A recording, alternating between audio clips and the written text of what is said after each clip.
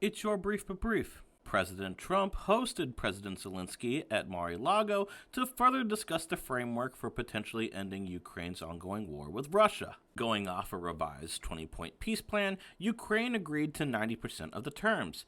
U.S. provides a 15-year security guarantee against any further Russian attacks. Ukraine maintains a standing army while recommitting to being non-nuclear.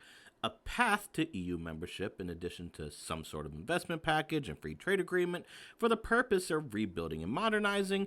And once this agreement is signed, a coalition is formed to monitor compliance to the plan, presidential elections in Ukraine are held, and at least a 60-day ceasefire is agreed upon. The remaining points of contention for Ukraine include control over Europe's largest nuclear power plant that used to fall under them but is now occupied by the Russians, as well as both relinquishing control of regions as Donbass that Ukraine currently occupies and recognizing Russian territorial gains as falling under their sovereignty, with the US's main resolution to these being to establish demilitarized zones while being ambiguous in some areas of who owns what. Mind you, this is all in principle, as there is no agreement by the Russians to many of the plan's terms. Would they agree not to block maritime shipping routes as the Black Sea?